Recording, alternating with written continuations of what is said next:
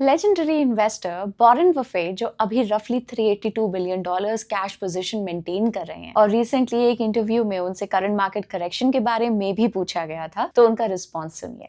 Well, let's talk about that. The market has come down substantially. Not substantially. Well, you've got both the Dow and the Nasdaq in correction territory. It's the worst performance on a quarterly basis for stocks in about 4 years. Do things look cheaper to you? No. 3 times since I've taken over Berkshire, it's gone down more than 50%. I mean, if you look at the markets of, the worst probably was the 2007-8 period, although there was that one Monday when you had 21% in a day. I mean, this is nothing. I mean, Well, this is nothing to make you get excited and think there's huge valuation drops.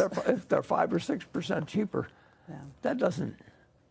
We aren't in it to make 5 or 6%. I mean, ये fall तो कुछ भी नहीं है। यहाँ point ये panic create करने का नहीं है, बल्कि ये कंक्लूड करने का है कि the valuation eight which you invest matters most. Context के लिए याद करिए कोविड 2020 के बाद वाली रैली, निफ्टी 7500 से 18500 तक। वैसा बुल मार्केट हर कोई मिस कर रहा है, बट एक चीज जो हर investor once in a while भूल जाता है वो है buy when there is blood on the street, and secondly give a lot of respect to right valuation. क्योंकि बुल मार्केट में जहां सब अच्छा होता है, मार्केट्स नए हाईज बनाते हैं, पोर्टफोलियोज भी ऑल टाइम हाई पे होते हैं, इनफैक्ट आईपीओज भी सबसे ज्यादा बुल मार्केट में ही आते हैं। ये टेबल देखिए। पर प्रॉब्लम तब शुरू होती है जब वैल्यूएशन एक्सपेक्टेशंस रियलिटी से आगे निकल जाती है। मार्केट फिर वही करता है जो हमेशा से होता आया है, डी रेटिंग। लेकिन यहाँ एक इम्पॉर्टेंट बात है, हर गिरता हुआ स्टॉक वीक बिजनेस नहीं होता। कई केसेस में प्राइस गिरा है पर बिजनेस इंप्रूव हुआ है, यानी कि मार्केट ने वैल्यूएशन को करेक्ट किया है, बिजनेस को डी रेट नहीं। तो इस वीडियो में हम 3 ऐसे रिसेंटली लिस्टेड कंपनीज को डिकोड करेंगे जहां पहले वैल्यूएशन का हाइप था, फिर करेक्शन आया, और अब सवाल ये है, क्या अब ये स्टॉक्स रीजनेबल वैल्यूएशन पे मिल रहे हैं, और क्या लिस्टिंग के बाद बिजनेस एक्चुअली ग्रो हुआ है? क्योंकि एंड में मार्केट एक सिंपल रूल फॉलो करता है, प्राइस को इवेंचुअली फंडामेंटल्स के साथ अलाइन होना ही पड़ता है। अब सीधे अपने वीडियो पे आते हैं।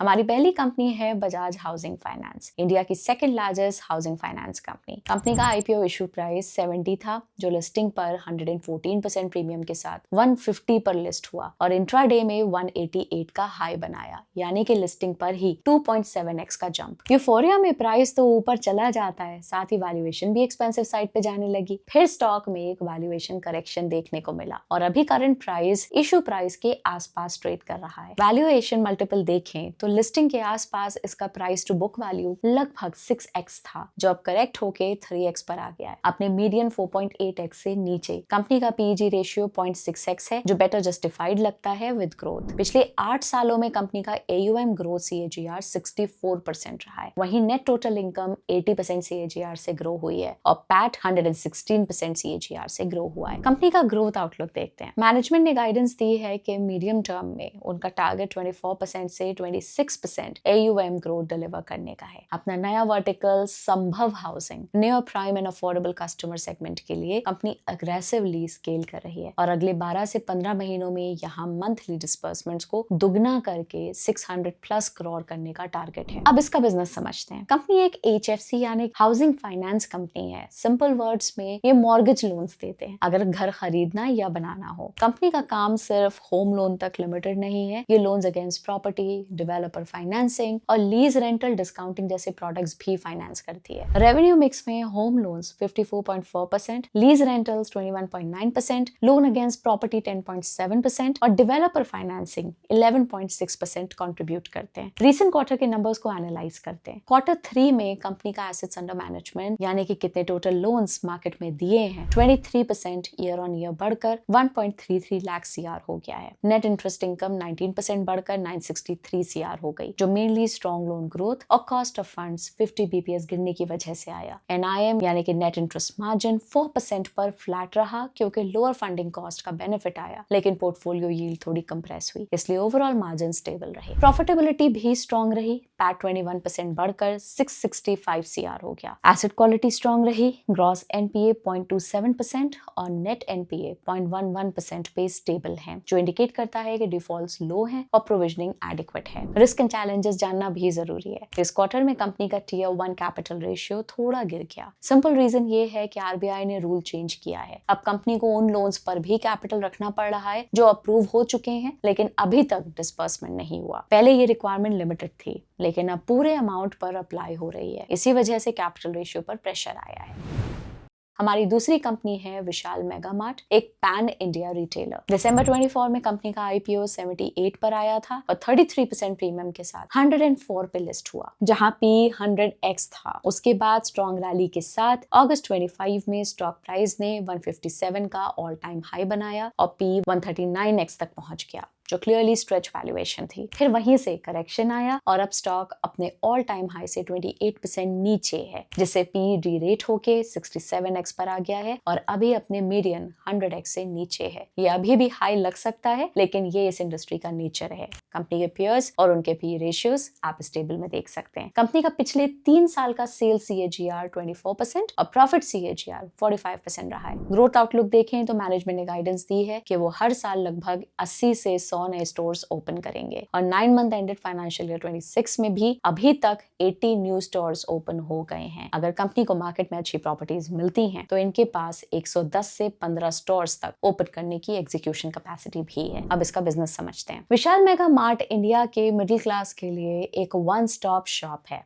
इनका बिजनेस 3 मेन कैटेगरीज में बना हुआ है: अपैरल, जनरल मर्चेंडाइज यानी कि घर का सामान, और फास्ट मूविंग कंज्यूमर गुड्स यानी कि पैकेज फूड और पर्सनल केयर। कंपनी अपने प्राइवेट लेबल्स यानी कि खुद के ब्रांड्स पर बहुत ज्यादा फोकस करती है, जिनसे इनका लगभग 74% रेवेन्यू आता है। इनका पैन इंडिया नेटवर्क है जिसमें 771 फिजिकल स्टोर्स हैं, जिसमें रीजन वाइज स्टोर फुटप्रिंट ऐसा है कि नॉर्थ में 298 स्टोर्स, साउथ में 205, ईस्ट में 192 और वेस्ट में 76। मतलब कंपनी का मेन प्रेजेंस नॉर्थ और साउथ इंडिया में है। अब ये क्विक कॉमर्स के जरिए भी कस्टमर्स के घर तक सामान पहुंचाते हैं। कंपनी एसेट लाइट मॉडल पे काम करती है, मतलब स्टोर्स खुद ओन नहीं करती बल्कि लीज पर होते हैं। अब क्वार्टरली रिजल्ट्स एनालाइज करते हैं। क्वार्टर 3 में रेवेन्यू 17% बढ़कर 3670 CR रहा। EBITDA 20% बढ़कर 605 करोड़ हुआ और मार्जिन्स में स्लाइट इंप्रूवमेंट देखने को मिला, जो 16.1 से 16.5% हो गए। कंपनी की कैश फ्लो स्ट्रेंथ को एग्जामिन करते हैं तो फाइनेंशियल ईयर 21 से 25 तक 5 साल का क्यूमुलेटिव CFO 4576 CR आता है और ऑपरेटिंग प्रॉफिट यानी कि EBIT 3314 करोड़। इस बेसिस पे CFO to operating profit ratio लगभग 143% बनता है, जो कंपनी का स्ट्रॉन्ग कैश रियलाइजेशन को दिखाता है। अब रिस्क एंड चैलेंजेस देखते हैं। कंपनी अपने ब्रांड्स की मैन्युफैक्चरिंग पूरी तरह से थर्ड पार्टी वेंडर्स और कॉन्ट्रैक्ट मैन्युफैक्चरर्स पे निर्भर है। अगर सप्लाई चेन में कोई रुकावट आती है तो इन्वेंट्री और सेल्स पर डायरेक्ट असर पड़ सकता है। जून 25 क्वार्टर में प्रोमोटर ने काफी हैवी स्टेक सेल किया था, जहां होल्डिंग 74.5% से घटकर 54.2% हो गई। इस दौरान P रेशियो भी 128x था, जो काफी हाई वैल्यूएशन को दिखाता है। मतलब सिंपल है, प्रोमोटर ने हाई वैल्यूएशन पे सेलिंग की है। अब गौर करने वाली बात यह है कि फरवरी 26 में प्रोमोटर ने कुछ स्टेक बल्क डील के थ्रू सेल किया है। इन्वेस्टर्स को इस प्रोमोटर सेलिंग के ट्रेंड को क्वार्टर ऑन क्वार्टर ट्रैक करते रहना चाहिए।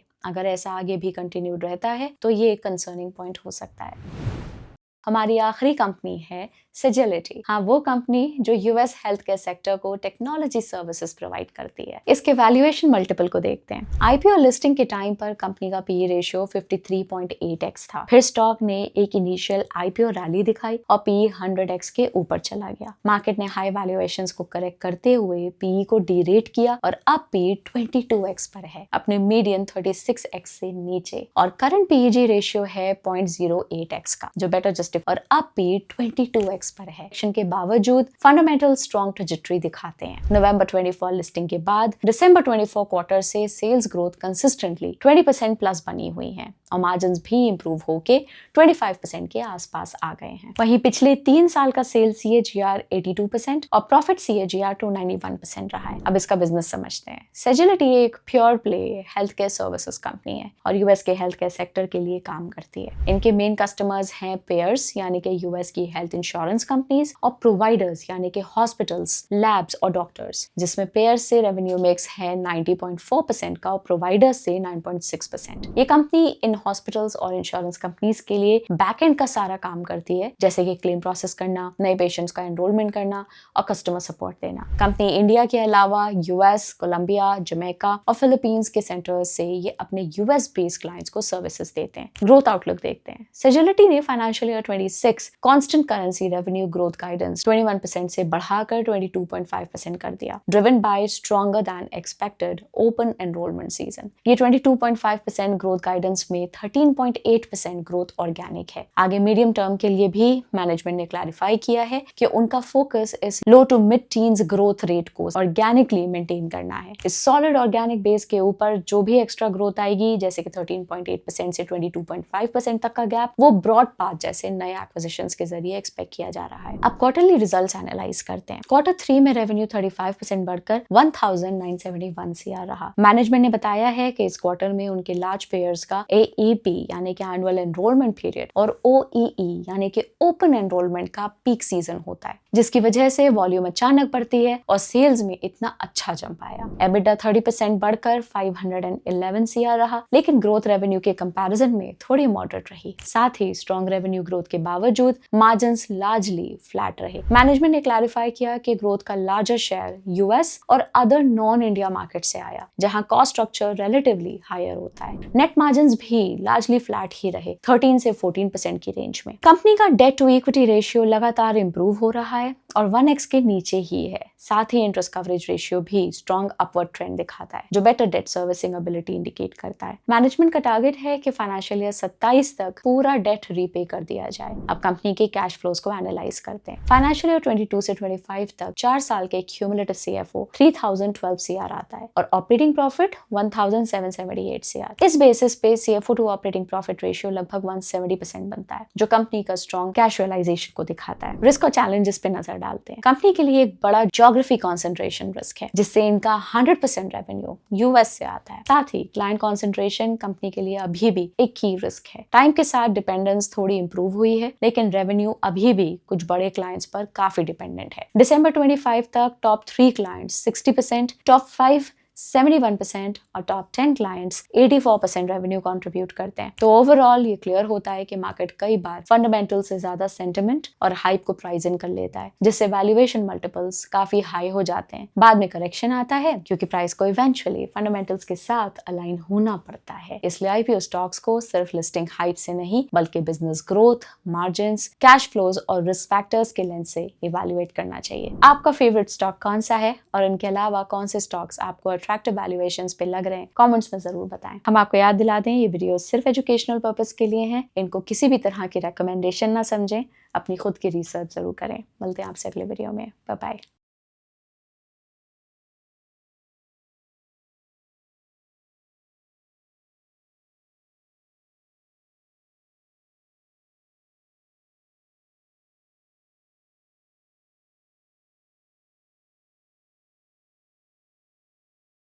Investment in securities market are subject to market risks. Read all the related documents carefully before investing. Please read the risk disclosure documents carefully before investing in equity shares, derivatives, mutual fund, and or other instruments traded on the stock exchanges.